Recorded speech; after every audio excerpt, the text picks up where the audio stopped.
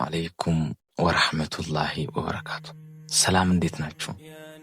ዛሬ እኔ በህይወቴ ላይ በጣም ትልቅ ለውጥና ተጽዕኖ የፈጠረብኝን በጣም ትልቅ ተጽዕኖ የፈጠረብኝን አንድ ሐዲስ አካፍላችኋለሁ። ይህ ሐዲስ እኔ ሁሌ ነው በህይወቴ ላይ በጣም ትልቅ የሆነ ፓወር እኔ ህይወቴን የሆነ አርጌ ለማስኬድ እንድሞክር ከሚያግዙኝ ሐዲሶች እና በጣም ከሚያስገርሙኝ ሐዲሶች መካከል ዛሬ አንዱን እነግራችኋለሁ።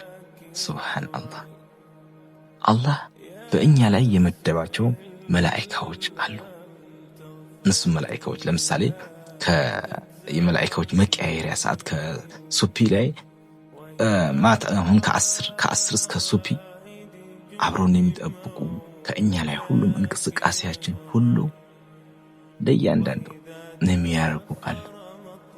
ከዛ ደግሞ ሱፒ ላይ ይቀየርና ሱፒ ላይ በሰዓቷ በሱፒ ሰዓት ላይ በተለይ ሱፒ እየሰገድን ከሆነ በዛች ሰዓት ላይ ነው ከትቦ ነው የሚያልፉት ማለት እና የሚቀየሩ አሉ። ከሱፒ በኋላ የሚወርዱ እስከ 10 አብሮን የሚቆዩ መላእክቶች አሉ።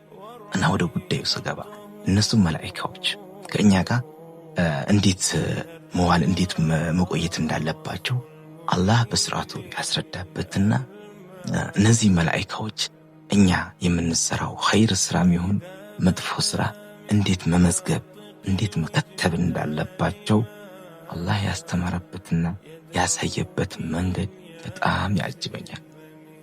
እንዴት ነው አትሉኝ? ረሱላችን ሰለላሁ ዐለይሂ ወሰለም እንዲህ ብሎናል። እነዚህ መላእክቶች አላህ እንዴት መጻፍ እንዳለባቸው እንዲህ ነው ብሎ ነግሮናል።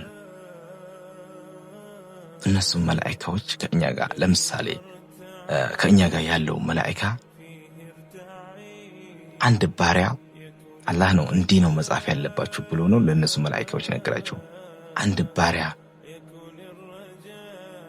የሆነ ኸይር ስራ ሊሰራ አስቦ ያ ኸይር ስራ ባይሳካለትና ባያደርገው እንደሰራው ተደርጎ በሙሉ አጅር እንዲያዝለት አዟቸዋል። እሺ አንድ ባሪያ የሆነ ኸይር ስራ ለመስራት አስቦ ያን ኸይር ስራ ተሳክቶለት ቢሰራው ከ10 እስከ 700 እና ከዛ በላይ አጅሮችን እንዲጻፍለት አዟቸዋል ለእነዚህ መላእክቶች። ሱብሃንአላህ በጣም ያጅባል። እሺ አንድ ባሪያ ወንጀል ለመስራት አስቦ ያንን ወንጀል ባይፈጽመውና ባይሰራው አንድ መልካም ስራ እንደሰራ አንድ አጅር ይጻፍለታል። ሱብሃንአላህ አስቡት እንግዲህ አስቧል። ያ ሰው አንድ ባሪያ ወንጀል ሊሰራ አስቧል፣ ነገር ግን ወንጀሉ አልሰራው አልተገበረው አንድ መልካም ነገር እንደጻፈ ይያዝለታል። እሺ አንድ ባሪያ ወንጀል ለመስራት አስቦ ወንጀሉን ቢፈጽመው እና ወንጀሉን ቢተገብረው አንድ የመጥፎ ስራ ተግባር ይመዘገብበታል። ሱብሃንአላህ በጣም ያጅብ ነው። አያችሁት?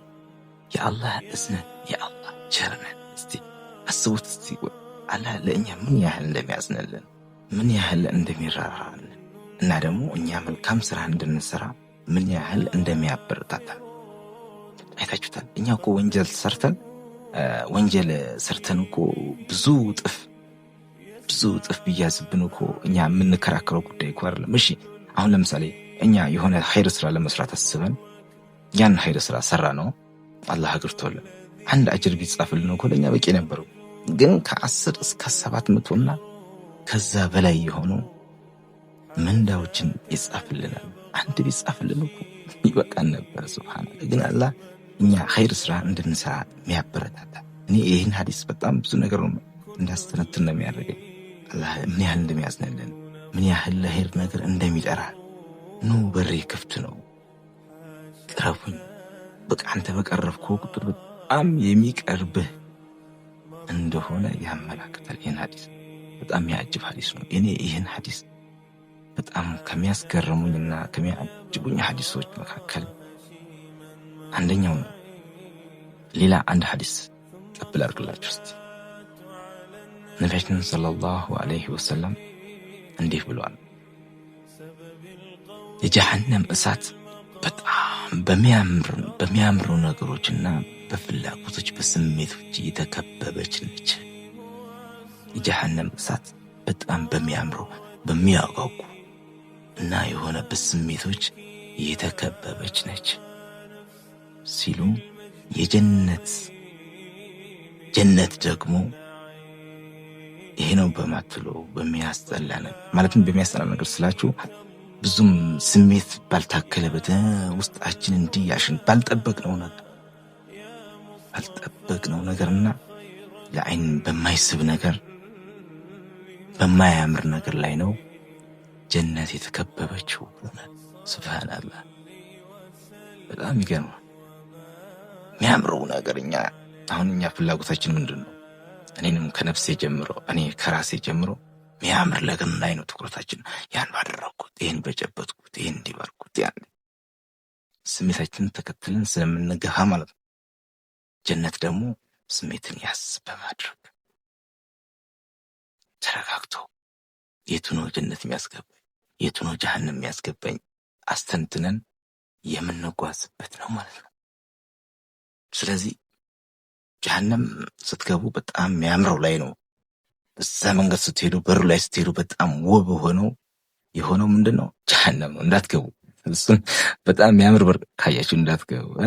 የሚያስጠላና የሆነ የእንጨት በር ምናምን ነገር እሱን ካያችሁ ደግሞ እሱ ጀነት ቀጥ ብላችሁ ወደዛ ትገባላችሁ ማለት ነው። ኢንሻአላህ የቂያማ ቀን አላህ የጀነት ሰዎች ይበለን ሁላችንም።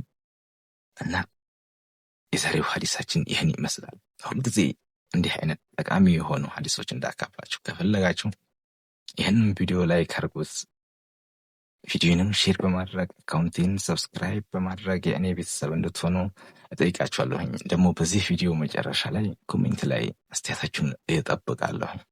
እሺ፣ አሰላሙ አለይኩም ወራህመቱላሂ ወበረካቱ። ወዳችኋለሁ።